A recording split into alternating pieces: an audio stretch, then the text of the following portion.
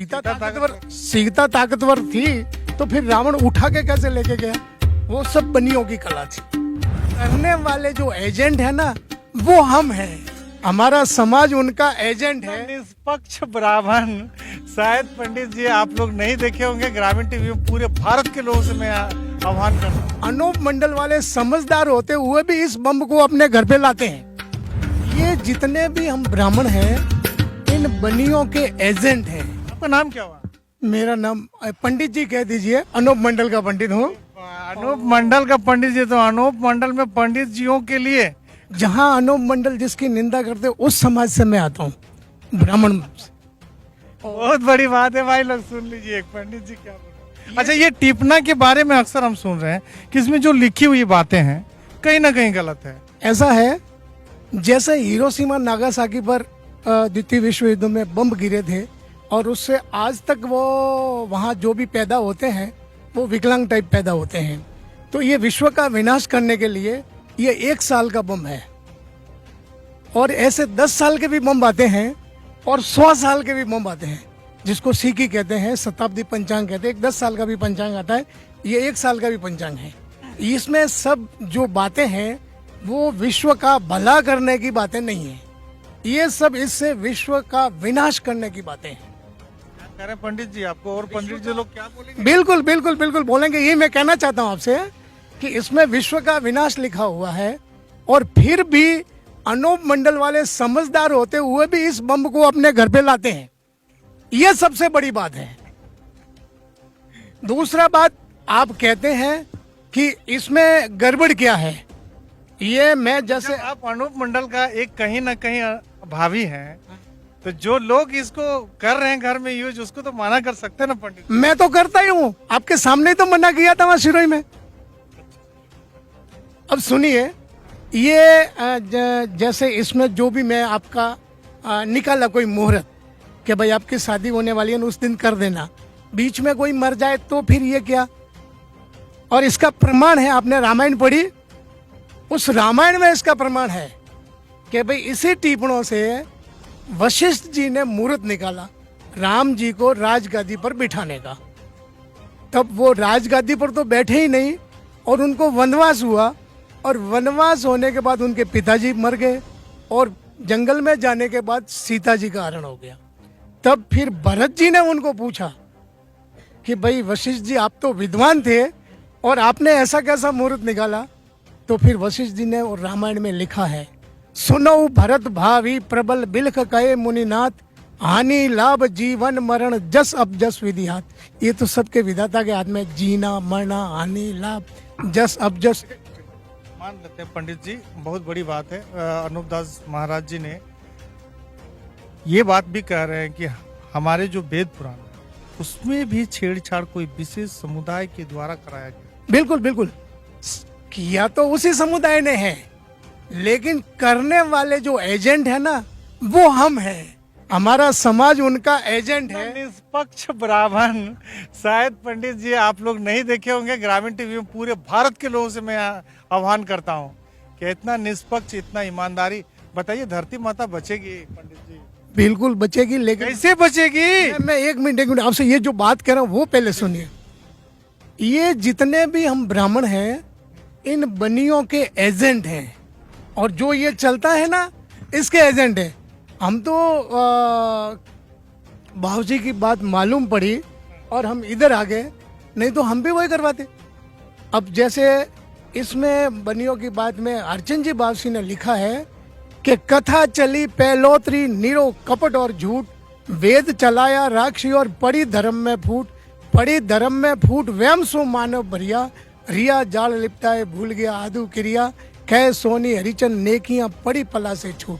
जितने भी धर्म ग्रंथ हैं, चाहे मुसलमानों के हैं, चाहे ईसाइयों के हैं, चाहे हिंदुओं के हैं, किसी भी धर्म के जो धर्म ग्रंथ हैं उन सब में वायरस डाला गया है। स्टार्टिंग में से वो धर्म ग्रंथ ठीक थे, लेकिन जैसे जैसे कालखंड बीतता गया एक एक वायरस उसमें आता गया। जैसे अपन रामायण देखते हैं तो रामायण में वो सीता जमीन से निकलती है। अब जमीन से कोई जिंदा इंसान निकल सकता है? उसके बाद फिर जब वो धनुष उठाने की बात आती है तो सीता जी हमेशा साफ सफाई करती है तो धनुष को उठा लेती है, लेकिन रावण का हाथ उस धनुष के नीचे आ जाता है। तो देखिए सीता ताकतवर है या रावण ताकतवर है? और सीता ताकतवर थी तो फिर रावण उठा के कैसे लेके गया? वो सब बनियों की कला थी। उस समय ये दानव थे। अभी पूरे भारत के ब्राह्मण समाज खास करके इस वीडियो को जरूर देखें। पहले जो था ना, दो जातियां थी, एक दानव। इतनी बड़ी बड़ी बात कर रहे हैं, हम मानते कि हमारे भारत में 350 प्रकार के रामायण लिखे गए। बिल्कुल साहब, मानता हूं, लेकिन वो लिखवाए किनसे? पहले तो इसमें चर्च करना पड़ेगा ना। तो जातियां दो थी, देव और दानव। हम सब देव जाति से थे, देव कुली के थे, और ये दानव कुली के थे। अब इनको बचने के लिए जगह चाहिए थी तो इन्होंने मानव बना दिया, उसमें दानव भी घुस गए और देवों को भी घुसा दिया। ये सबसे बड़ी समस्या है। अब ऐसे रामायण के खूब सारे उदाहरण, मैं पूरी रात उदाहरण दूं ना तो कम नहीं हो। जैसे हमारे यहाँ कुछ क्षत्रिय बंधु खड़े हैं, वो महाराज जी आते हैं और ये अपने महाभारत की बात करते हैं। तो उस महाभारत में क्या लिखा हुआ है कि द्रौपदी के 5 पति थे। आज क्या किसी निम्न से निम्न जाति के ऐसा होता है कि उसके एक पत्नी के 5 पति और 5 भाई हो? ऐसा संभव है क्या? और वो पंडित जी कहते तो उनको को आपके घर में ऐसा चलता है क्या? पूरे देश के पंडित मान रहे हैं उस बात को। नहीं मान रहे हैं, लेकिन मैं आगे आपको और उदाहरण दे रहा हूं। जैसे भागवत है, तो भागवत में परीक्षित जी को श्राप मिला था कि आपको सांप खा जाएगा, और उसके बाद में उन्होंने भागवत कराई और 7 दिन भागवत चली। वो केवल श्लोक गाए गए, उसमें भजन कीर्तन नहीं हुए। और आज के जो पंडित जी आते हैं वो उसमें भजन कीर्तन भी करते हैं, बिना फालतू की बातें भी करते हैं, और वो 7 दिन में पूरी करते हैं। उन्होंने 7 दिन जो भागवत की, उसके बाद भी ये जो राक्षस हैं ये तक्षक नाग बन के आए। पहले उन्होंने फल दिया, उस फल में से एक कीड़ा निकला और वो कीड़ा लंबा होकर तक्षक नाग बन गया और परीक्षित को डस गया। तो आप देखिए कि जिसको कोई बिना मौत मर जाता है उसका मोक्ष नहीं होता, लेकिन ये कहते हैं कि परीक्षित का मोक्ष हो गया, उसकी आत्मा उसमें मिल गई ईश्वर में और उसका मोक्ष हो गया। ऐसा मोक्ष होता है तो ये पंडित जी जगह जगह जाकर ये भागवत क्यों करते हैं? अपने घर पे ही कर लें, अपने पूरे परिवार का मोक्ष कर लें। कर सकते हैं ना? तो ये मैसेज पूरे दुनिया में मैं तो वैसे ही निकाला हुआ हूँ भैया और क्या निकालेंगे वो। तो ये थे पंडित जी जो बता रहे थे कि हमारे वेद के साथ में किस प्रकार से देखो एक विशेष समाज छेड़छाड़ की है। हम समाज ही बोलेंगे, पंडित जी तो कुछ लेकिन और करवाया गया सब ब्राह्मणों से है। करवाया गया बराबर ब्राह्मणों से है, क्योंकि हम उनके एजेंट हैं। मैंने आपसे पहले कहा ना, पूरी उनकी जो एजेंसी है वो हमारे ऊपर चलती है। अगर हम एजेंट बिल्कुल ढीले डाले हो तो नहीं चलती, लेकिन अनूप मंडल के जो एजेंट माने, इनके प्रचारक माने, वो थोड़े ढीले हैं, इसलिए सोने जैसी बात को लोग ग्रहण नहीं कर रहे। और हम पंडित जी मेरे चैनल बताइए, बाप जी ने जो बातें लिखी है जगत हित करने में 100% सही है? बिल्कुल 100% सही है, लेकिन अब सबसे बड़ी उसमें दिक्कत ये है कि हमारी दुकानदारी फेल हो रही है भैया, तो फिर हम उसको मानेंगे कैसे? ये दिक्कत हो रही है। बिल्कुल सही बात है ना। अब जैसे कहीं भी यज्ञ करवाते हैं तो वहाँ वो स्वाहा करते हैं, और आप जो पत्रकार है आप हमेशा देखते होंगे अखबारों में कि इसका घर जल के स्वाहा हो गया, तो वो तो जल के स्वाहा हो गया ना, वो जल गया तो फिर क्या काम का? अगर आप जैसे मेरे यहाँ आए और मैं आपको रोटी खिलाना चाहता हूँ, मैं आपको जली हुई रोटी खिलाऊंगा क्या? आप जली हुई रोटी खाएंगे? आप लोग को मैंने कहा टीवी देखना बंद करो। टीवी देखोगे तो भैया इस तरह का पंडित जी का इंटरव्यू देखने को मिलेगा? नहीं मिलेगा ना, समझा? ये रहा ना बॉलीवुड। तो आप जो स्वाहा की बात चल रही थी, मैं आपको बिल्कुल जलाकर रोटी पंडित जी हम समझ गया, आपने पूरे वेद का आपने निचोड़ निकाल दिया कि कहाँ कहाँ पे गलती हुई है। तो आपको उसके लिए तो खूब सारी है भैया, गलती खूब सारी, और मैं मंडल वालों को भी कहता हूँ, लेकिन मंडल वाले भी नहीं मानते हैं। जैसे हमारे कहीं बच्ची की शादी होती है तो कन्यादान होता है, और कन्यादान का मतलब उसको फोगट में देना है, उसका कुछ पैसा लेना नहीं है। लेकिन यहाँ उससे जो भी कोई आता है, ब्राह्मण आता है, उसको भी पैसा उसी से दिलवाते हैं। कोई कुमार आता है तो उसी को भी पैसा उसी से, बच्चे वाले से दिलवाते हैं। वहाँ से कपड़े और लेके आते हैं। 20 साल तक जिस बच्ची को बड़ा किया, उसको पढ़ाया, उसके पास कुछ नहीं था, जो उस दिन आया, जो वो कपड़े लेकर आया, यानी टोटल बच्ची जाएगी तो वैसे ही जाएगी। अगर किसी के पास पैसा नहीं है, हमारे गरीब भाइयों के पास, तो वो वैसे ही उसको शादी करवा के भेज सकते हैं, लेकिन लेना देना नहीं होना चाहिए। चलिए, ऐसे पंडित को ग्रामीण टीवी इनके जज्बे को सलाम करती है, क्योंकि इस संगदिल दुनिया में इतनी सच्चाई से अपनी बात रखना, ये बड़ी हिम्मत वाले की बात है। और पंडित जी, बहुत बहुत शुक्रिया कि आपने इतनी सारी। एक मिनट, दूसरे जितने देवी देवता हैं उनकी निंदा हमारा समाज ही करता है। हमारा समाज, ब्राह्मण समाज नहीं, टोटल समाज। तो हम जान रहे कि सनातन का मतलब है तो कि सारे धर्मों को एक साथ लेके चलना। नहीं, एक साथ लेके चल रहा है, ये था नहीं, लेकिन बुराई वही कर रहा है। जैसे हमने जो देवी देवता बिठाए, वो तो सब इनकी दुआ से बिठे हैं, हम लोगों ने तो बिठाए नहीं।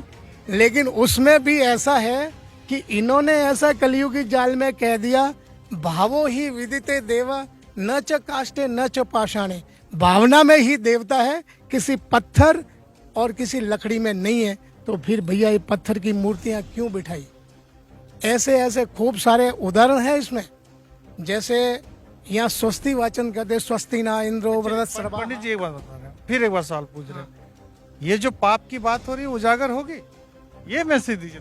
उजागर होगी, कैसे होगी? लेकिन ये सब जगेंगे तो ये नहीं जगेंगे। सोए हुए हैं। मेरा समाज तो अकेला जगने वाला नहीं, क्योंकि उनकी तो रोजी रोटी बंद हो जाएगी ना। आपकी मान लो पत्रिका खत्म हो जाए तो आप क्या यहाँ आएंगे? नहीं आएंगे। तो फिर वैसे की वैसे हमारी रोजी रोटी खत्म होगी तो हमारे वाले क्यों आएंगे? मेरे को भी रेल दिया भाई। बोलिए। बिल्कुल सही बात है ना। अब आप और कोई प्रश्न देवताओं के बारे में, स्टीपने के बारे में, या कुछ मूर्ति पूजा के बारे में जो पूछना चाहते हैं? इतनी सारी बातें बताई हमें, इससे पूरा लोग समझ गए। समझ गए ना। तो जितने मंत्र हैं, अभी थोड़ी देर 10 मिनट और खटाव करना पड़ेगा, मेरे को झेलना पड़ेगा। बोलिए, लेते किसी को दिक्कत नहीं ना हो रही भैया? कोई दिक्कत नहीं। बोलिए। जैसे जितने मंत्र हैं, वो मंत्र किसी के भले होने के नहीं है। इसमें कलयुगी शास्त्रों में कहा है, मंत्र अधीन देवता। देवता जो है मंत्रों के अधीन है, लेकिन मैं कहता हूं मंत्र अधीन भूत। जो भूत है वो मंत्रों के अधीन है, और उससे उनका सब काम चलता है। इन राक्षसों का, जो एक कम्युनिटी की जो बात करें ना, उनका काम चलता है, नहीं तो चले ही नहीं। अब यहाँ जैसे हमारे को हनुमान जी पूजा दिए, राम जी पूजा दिए, कृष्ण जी पूजा दिए, सब कुछ पूजा दिए, लेकिन हनुमान जी तो भैया जाति के राजपूत थे। जाति के राजपूत? हाँ, उनकी जाति वानर भाई लोग, उन पूंछ वाले नहीं थे, लोग पूंछ वाले भी नहीं थे। और जहाँ वो जामवंत जी को रामायण में बताया गया, वो जामवंत जी भालू नहीं थे, उनका नाम जामवंत था। उनकी भालू जाति हो सकती है, लेकिन फिर भी राम जी जगह जगह उनको पूछते हैं कि जामवंत जी अब क्या करना चाहिए, अब क्या करना चाहिए, वो सलाह दे रहे हैं। कोई भालू सलाह दे सकता है क्या भैया? दूसरी बात, रामायण में जैसे खूब सारी बातें, नल नीर, वो उनको भी बंदर बता दिया, और वो इतने बड़े इंजीनियर थे कि उन पत्थरों को डाल दिया वहां से, बिना उसमें कोई सीमेंट कंक्रीट कुछ नहीं डाला, केवल पत्थरों को डाला, और वहां से वो लंका तक गए।